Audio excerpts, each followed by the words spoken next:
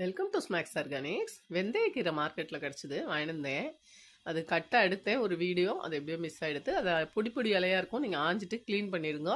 Clean பண்ணிவிட்டு பொடியாக நறுக்கி தண்ணியில் கொஞ்சமாக தண்ணி விட்டு பாத்திரத்தில் வேக வச்சு வச்சுருக்கோம். இதுக்கு இடையில் துவரம்பருப்பு கொஞ்சம், கடலைப்பருப்பு எல்லாமே ஒரு ஸ்பூன் அளவுக்கு எடுத்துக்கோங்க. மிளகு, ஜீரகம், மிளகாய் வத்தல், தேங்காய் எல்லாமே வறுத்தெடுத்து தனியாக வச்சுருக்கோம். இதை மிக்சியில் விழுதா அரைச்சிட்டுலாம்.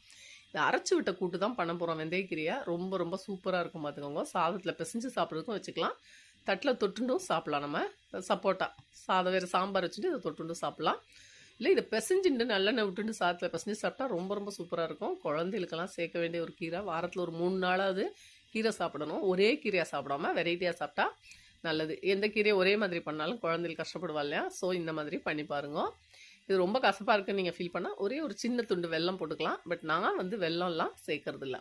இப்போ நான் வறுத்தெடுத்தது எல்லாத்தையுமே அரைச்சி விட்டுருவேன். அரைச்சி விட்டுட்டு கீரை பார்த்தீங்கன்னா தெரியும், நல்லா வெந்தெடுத்து கரண்டியால் மசிச்சுக்கோங்க. அந்த தண்ணியை எப்போவுமே கீரை வெந்த தண்ணியை வடிகட்டி கீழே கொட்டாதீங்க. அதுக்காக தான் கொஞ்சமாக தண்ணி விட்டு வேக வைக்கணும். ஏன்னா சத்துப்புறம் தண்ணியில் போயிடும். அரைச்சி விட்ட விழுதையும் விட்டு 2 கரண்டி துவரம்பருப்பு வேக வச்சு சேர்த்துக்கோங்க.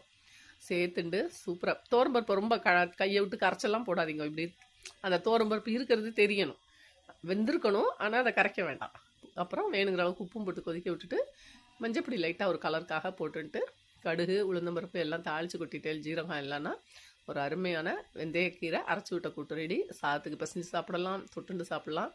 ரொம்ப மல்டி பர்பஸாக உங்களுக்கு இது யூஸ் ஆகும். ஆற்றுல நீங்கள் ட்ரை பண்ணி பாருங்கள், ரொம்ப ரொம்ப சுவையாக இருக்கும். குழந்தைகளுக்கும் பெரியவா எல்லாருக்குமே வாரத்தில் ஒரு 3 நாள் கீரை சேர்க்குறது ஒரு ப்ராக்டிஸாக கொண்டு வந்துட்டா ரொம்ப நல்லது. ஆரம்பத்துலேருந்தே கீரையெல்லாம் பழக்கப்படுத்திட்டோம்னா குழந்தைகள் கண்டிப்பாக சாப்பிட மாட்டேன்னு சொல்ல மாட்டா. இன்னொரு விஷயம், கொஞ்சம் சுவையாகவும் கொடுக்கணும். ஸோ நம்ம ஆற்றுல ட்ரை பண்ணுவோம் இந்த கீரையை. நான் இன்றைக்கி கொஞ்சம் நல்லெண்ணெய் விட்டு பிசைஞ்சுட்டு சாதத்தில் பிசைஞ்சு தான் சாப்பிட போகிறோம் இந்த கீரையை. ரொம்ப ரொம்ப சுவையாக இருக்கும். நீங்கள் ஆற்றுல ட்ரை பண்ணுங்க.